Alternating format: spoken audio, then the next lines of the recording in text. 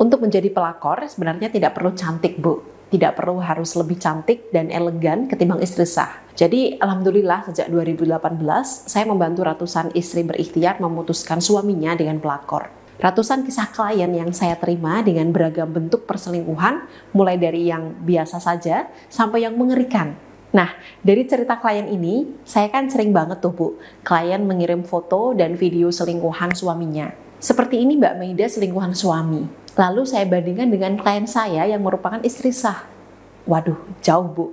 Saya tidak mengarang cerita, tapi ini benar adanya bahwa banyak selingkuhan suami itu yang level atau standarnya jauh di bawah istri sah.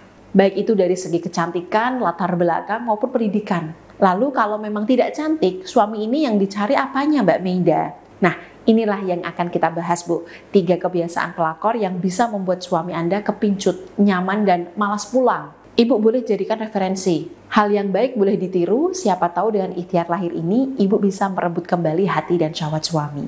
Jadi, kemarin sore, seorang klien saya mendaftar layanan buka aura secara jarak jauh. Minta cepat-cepat diproses dan dibukakan auranya saat itu juga. Ya tentu saja saya bilang, tidak bisa Bu. Karena proses buka aura itu perlu saya carikan hari baik.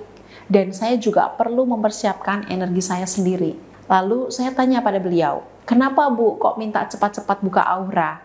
Beliau menjawab, karena suami saya besok pulang Mbak Maida. Saya ingin menyambut suami dengan aura yang lebih baik, lebih percaya diri dan lebih mempesonakan suami. Saya kembali tanya pada beliau, lah suami ibu memang selama ini tidak pernah pulang ke rumah? Klien menjawab, tidak pernah Mbak. Dia selalu di rumah pelakor.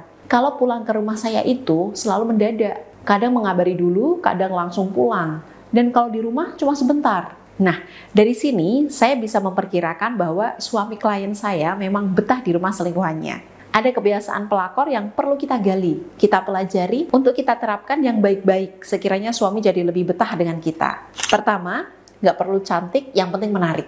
Seperti yang saya jelaskan sebelumnya, bahwa banyak selingkuhan suami itu yang tidak lebih cantik dibanding istri sah. Tapi kok bisa bikin suami Anda kepincut? Karena dia menarik.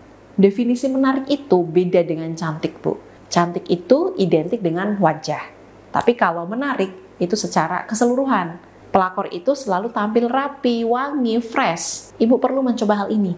Jangan tampil apa adanya, tapi coba tunjukkan the best version of you. Meskipun hanya pakai daster. Tapi cobalah pakai daster yang tidak banyak lubangnya. Tidak bau kecut, bau bawang. Rambut tetap disisir, tapi minimal pakai lip tint supaya wajah kelihatan cerah.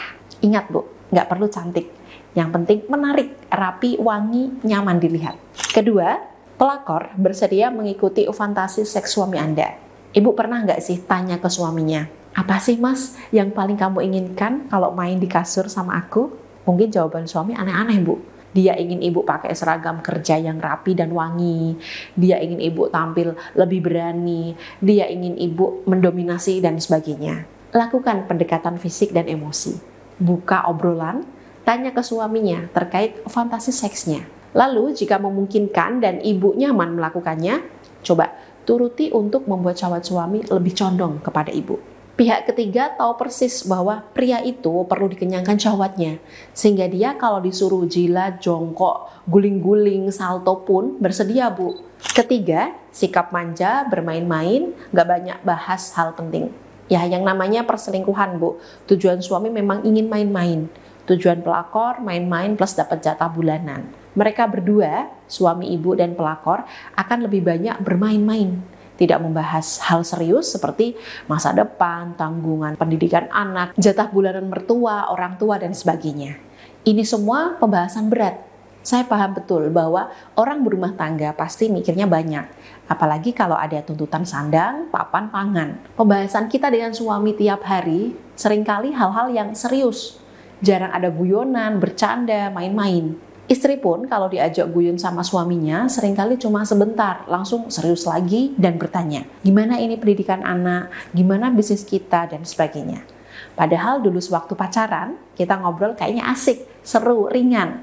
Tapi setelah menikah, pembahasan dan hubungan kita jadi sangat serius. Dan ini tidak baik Bu, bisa bikin suami jenuh, sehingga dia melakukan pelarian ke pihak ketiga untuk mendapatkan sensasi main-main yang sudah hilang antara ibu dan suami.